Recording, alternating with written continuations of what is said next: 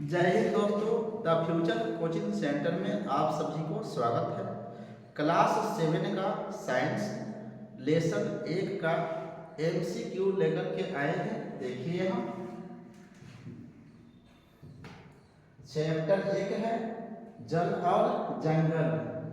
देखिए क्या है, जीवन की सर्वप्रथम उत्पत्ति किसमें हुई थी। तो यहाँ देखिए खेत, गांव, जल, इनमें से कोई नहीं। तो क्या जल में सबसे पहले जीवन के उत्पत्ति हुई थी। आगे देखिए, संयुक्त राष्ट्र संघ ने पीने, खाना बनाने, घर तथा बर्तन साफ करने तथा अन्य दैनिक आवश्यकताओं की पूर्ति के लिए प्रति व्यक्ति कम से कम कितना लीटर जल का मापदंड रखा था। तो यहाँ हो जाएगा 50 लीटर। आगे देखिए, थोड़ा और छोटा कर देते हैं। देखिए यहाँ संयुक्त राष्ट्र संघ ने किस वर्ष अंतरराष्ट्रीय स्वच्छ जल वर्ष मनाया था। तो देखिए 2003 में मनाया गया था। देखिए एनसीईआरटी बुक में जितना नहीं है ऑब्जेक्टिव है उससे कहीं ज्यादा इसमें मिलेगा आपको। देखिए और क्वेश्चन तो सीमित है उसमें। जल संरक्षण की महत्व को दर्शाने के लिए प्रत्येक वर्ष किस दिन विश्व जल दिवस के रूप में मनाया जाता है।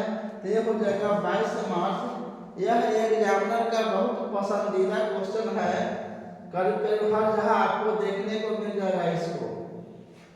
इनमें से कौन एक जलीय ग्रह है। जलीय ग्रह मतलब जल वाला ग्रह कौन है। तो पृथ्वी है। आगे देखिए, ये सब तो क्या ग्रह थोड़ी है, भोजन और कंपनी और मानसून ये ग्रह है। ये ऐसी बिल्कुल भले कंफ्यूजन हो सकता था कि कोई और ग्रह का नाम दे दिया, लेकिन ये सब तो ग्रह नहीं, बिल्कुल अलग है, ऐसे छलक रहा है। यहाँ देखिए, जल की उपलब्धता में कितना प्रतिशत जल समुद्र में खारे जल के रूप में है। टोटल 100% में से 97% खारे जल है। इनमें से कौन जल का मुख्य स्रोत है। सागर से भी जल मिलता है, नदी और झील से भी जल मिलता है, तालाब से भी जल मिलता है। यानी कि यहाँ पर इनमें से सही हो जाएगा। आगे देखिए, आगरा, अगला नहीं है आगरा। आगरा स्थित ताजमहल के पीले होने का प्रमुख कारण क्या है। हाइड्रोजन से, अम्ल वर्षा जल से, जल चक्र से, धूल कण से। तो यहाँ पर मुख्य पॉइंट है अम्ल वर्षा जल से।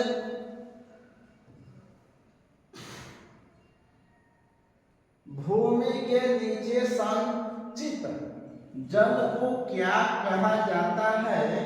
तब भूमिगत जल कहा जाता है। आगे देखिए, शेष जल का कितना प्रतिशत भाग उपयोग के दौरान बर्बाद हो जाता है। तो 70% जल बर्बाद हो जाता है। वर्षा जल का संग्रह कर स्थानीय आवश्यकताओं की पूर्ति के लिए उनका उपयोग किया जाना क्या कहलाता है। तो यहाँ पर जल संभर, जल को इकट्ठा करके वाटर शेड बना के, बड़ा हॉल बना करके, यानी कि दोनों हो जाएगा यहाँ पे। आगे देखिए, किस प्रदेश में जन भागीदारी से यानी कि जनता की भागीदारी से पानी रोको अभियान के तहत उज्जैन कहाँ है, मध्य प्रदेश में, उज्जैन जिले में डबरिया बनाकर खेती की जा रही है। तो कहाँ हो जाएगा ये, यही तो क्वेश्चन था, मध्य प्रदेश। इनमें से कौन जीवन का आधार है। मतलब इनमें से कौन जीवन के लिए अति आवश्यक है। तो जल, लकड़ी, कपड़ा, इनमें से सभी, यदि लकड़ी या कपड़ा नहीं रहेगा तो हम लोग जी देंगे, लेकिन जल नहीं रहेगा तो इम्पॉसिबल, असंभव हो जाएगा हम लोग को जीना। पृथ्वी से वायुमंडल तथा पृथ्वी से वायुमंडल तथा वायुमंडल से पृथ्वी पर जल के चक्रीय आवागमन को क्या कहा जाता है? तो जल चक्रण कहते हैं। धरती से वायुमंडल में, वायुमंडल से पानी के रूप में, फिर धरती पर, धरती से क्या, धरती के अंदर भौम जल बिछा जाएगा। फ्रांस में जल की बर्बादी को रोकने के लिए किसकी बहाली की गई है? फ्रांस देश में, अपना देश नहीं, तो यहाँ हो जाएगा जल पुलिस।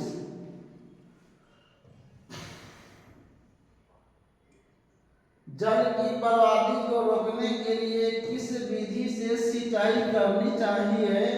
तब ड्रिप विधि के द्वारा, नल के द्वारा, कुआं के द्वारा, इनमें से कोई नहीं तो ड्रिप से होता है, यानी कि बूंद बूंद करके पेड़ में के जड़ तक गिराया जाता है, और फलदार फसलों पर झरना के माध्यम से गिराया जाता है। किनको राजस्थान के जल पुरुष को नहीं रहेगा, जल पुरुष के नाम से जाना जाता है? तो कौन? यह राजेंद्र प्रसाद को राजस्थान के जल पुरुष के नाम से जाना जाता है। खेत का पानी खेत में ही रोकने की संरचना को क्या कहा जाता है? तो यहाँ पर हो जाए डाबल बना करके। जलीय ग्रह किसे कहा जाता है?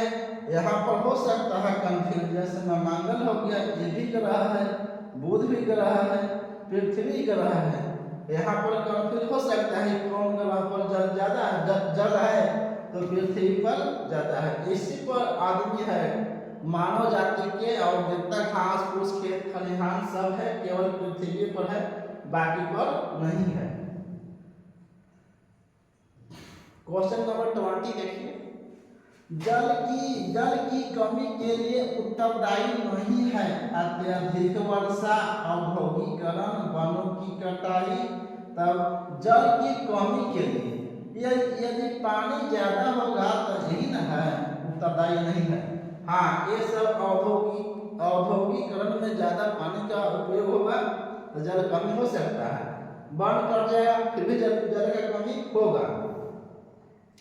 जनसंख्या बढ़ेगा तो भी जल का कमी होगा, लेकिन ज्यादा पानी होगा तो जल की कमी होगा, क्या वो बढ़ेगा? आगे देखिए। वनों से हमें अनेकों जीवन उपयोगी वस्तुएं प्राप्त होती है, जिसके कारण इसे क्या कहा जाता है? सफेद वायु, समान सोना, हरा सोना, इनमें से कोई नहीं। मतलब वन से अनेक प्रकार का जीवन के लिए उपयोगी सामान मिलता है, इसलिए उसे क्या हरा सोना कहा जाता है। आगे देखिए। मनुष्य को भोजन, वस्त्र तथा आवास उपलब्ध कराने में किसका महत्वपूर्ण भूमिका होती है? भोजन के भी और कुछ, भोजन के, वस्त्र और आवास उपलब्ध करने में किसका महत्वपूर्ण भूमिका होती है? तो यहाँ पर वन का हो जाएगा। जंगल से क्या लकड़ी मिलता है, फल फूल मिलता है, वस्त्र मिलता है, कपास वगैरह। चंदन के वृक्ष से क्या बनाए जाते हैं? चंदन के वृक्ष से क्या बनाए जाते हैं? लकड़ी, पाउडर, अगरबत्ती, इनमें से सभी। चंदन के वृक्ष से धूप जो जलाते हैं हवन के समय, वो हो गया, पाउडर हो गया, अगरबत्ती हो गया, यानी कि इनमें से सभी। आगे देखिए। और इनमें से कौन इमारती लकड़ी प्रदान करने वाले वृक्षों में आता है? इमारती लकड़ी मतलब घर द्वार बनाने में तो सागवान, शीशम और देवदार, यानी कि सखुआ, इनमें से सभी हो जाएगा। यही सकुआ है 100 वर्ष आड़ा 100 वर्ष पाड़ा, तब जाके जौहर सड़ा। जल्दी नहीं सड़ता है सकुआ। प्रकृति का फेफड़ा किसे कहा जाता है? प्रकृति का फेफड़ा जंगल यानी कि वन को कहा जाता है। आगे देखिए, कुछ पौधों में बीज तथा फल का प्रकीर्णन किसके द्वारा होता है? तो वनों के द्वारा, जंतुओं के द्वारा, फलों के द्वारा, पृथ्वी के द्वारा। तो यहाँ क्या हुआ?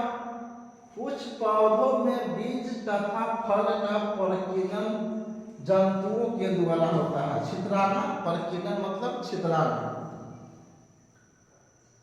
इनमें से किससे मुर्दाखोर जीव कहा जाता है? तो मुर्दा सियार ये भी खाता है, गिद्ध भी खाता है, कौवा और चील ये सब खाता है, मुर्दाखोर है जिनमें से सभी। आगे देखिए, टाटा इंस्टीट्यूट के अनुसार स्वच्छ पर्यावरण के लिए एक व्यक्ति पर कितना पेड़ होना चाहिए? टाटा इंस्टीट्यूट के अनुसार एक व्यक्ति पर कितना पेड़ होना चाहिए? तो 16 पेड़ होना चाहिए एक व्यक्ति पर। आगे देखिए, संयुक्त राष्ट्र ने किस वर्ष को अंतरराष्ट्रीय वन वर्ष मनाने की घोषणा की थी? तो यहाँ पर 2011 हो जाएगा अंतरराष्ट्रीय वन दिवस। किस पौधे से रंग प्राप्त होता है? तो मेहंदी के पौधे से रंग प्राप्त होता है। इनमें से कौन वन उत्पादन नहीं है? उत्पादन नहीं है माने कि इनमें से कौन वन से नहीं उत्पन्न हुआ है? वही कहा, मोम, शीशा, शहद, माचिस। तो कौन है? मोम तो जंगल से मधुमक्खी छत्ता लगाती है, उससे प्राप्त हो जाएगा। शहद भी दोनों आता है एक ही से, और माचिस भी लकड़ी वगैरह जंगल से, लेकिन शीशा नहीं प्राप्त होता है। शीशा से क्या? ये बालू से बनता है। कौन अपघटक पौधों तथा जंतुओं के अवशेषों को परिणत करके करते हैं? कौन अपघटक? अपघटक मीन्स होता है घटाने वाला। पौधों तथा जंतुओं के अवशेष को परिणत मिट्टी में मिला देता है, नष्ट करके। आप देख उसे मृत जीवी जीव भी कहते हैं, जैसे गोबर कुत्ता, गोबर छत्ता, कवक, फंजाई, ये सब क्या है? सड़ा मिला के क्या अपघटक, ये सब सारे कहलाते हैं, जो मिट्टी में घटा के खत्म कर देते हैं। तो क्या हो जाएगा? ह्यूमस बना देता है। यहाँ पर ह्यूमस से क्या होता है? बहुत उपजाऊ हो जाता है वह मिट्टी। पृथ्वी से जीवों के लुप्त होने का एक कारण क्या है? तो ऑक्सीजन की कमी, वनों की कटाई, पानी की कमी, भोजन का कमी। यहाँ पर प्रमुख होता है वन। पीपल के वृक्ष के शीर्ष का आकार कैसा होता है? तो गुंबदाकार होता है। पीपल का वृक्ष बहुत विशाल वृक्ष होता है, पीपल का बरगद का। प्रदूषण का मुख्य कारण क्या है? प्रदूषण का मुख्य कारण क्या है? तो ऑक्सीजन की कमी, वनों की कटाई, बढ़ती जनसंख्या। यहाँ पर देखिए वन बी और सी हो जाएगा। वनों की कटाई और बढ़ती जनसंख्या। वन कटेगा ऑटोमेटिक ऑक्सीजन घट जाएगा, जनसंख्या बढ़ेगा ये भी, इसमें भी ऑक्सीजन की कमी रहेगा। मेंटेन ऑक्सीजन को रखता है वन।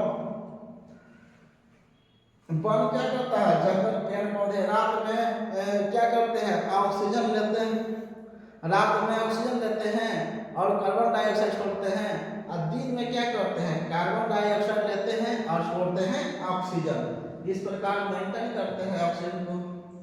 औषधीय महत्व वाले पौधे कौन है? औषधीय महत्व वाले पौधे कौन है जो दवा का काम करता है? देखिए ना, नीम है, तुलसी है, यानी कि ये दोनों हो जाएगा, बांस नहीं है, यानी कि सी। गन्ने के पौधे किस गैस का गन्ने के पौधे किस गैस का अवशोषण करते हैं? तो carbon dioxide, carbon monoxide, oxygen, इनमें से कोई नहीं। तो गन्ने के पौधे गन्ने के पौधे किस गैस का अवशोषण करते हैं? तो कार्बन मोनोऑक्साइड। सब पेड़ पौधे किसको करते हैं अवशोषण? कार्बन डाइऑक्साइड का। लेकिन गन्ना एक है, किसको करता है अवशोषण? Carbon monodioxide. बहुत खतरनाक है, जो हम लोग के यदि फेफड़ा में चल जाए तो खतरनाक है। कहाँ से निकलता है? जैसे में कोई गाड़ी वाहन के धुआं में जो कच्चा धुआं फेंकता है हवा हवा, उसमें से निकलता है कार्बन मोनोऑक्साइड, बहुत खतरनाक होता है। अपघटक मतलब घटाने वाला। प्रकृति में पोषक तत्वों का क्या करता है? तो अपघटन, अवशोषण, अंतर्ग्रहण, इनमें से क्या हो जाएगा? इनमें अपघटक अपघटन करता है, घटाता है। अपघटक माने घटाने वाला, क्या करे? घटाएगा। तितलियां पौधों के पुष्प से क्या ग्रहण करती है? तितलियां पौधों के पुष्प से क्या ग्रहण करती है? तो यहाँ पर हो जाएगा कौची है? वृद्धि, कार्बन, मरकंद। यहाँ पर मरकंद। मधुमक्खी भी जो शहद बनाती है, यही मरकंद से शहद बनाती है मधुमक्खी। और इसी जैसा एक कहानी है, देखिए और क्वेश्चन है, निम्न में से परजीवी पादप कौन सा है? अच्छा, यहाँ से और अलग करते हैं। चलिए इतना ही रहने देते हैं, नेक्स्ट वीडियो में मिलेंगे। जय हिंद।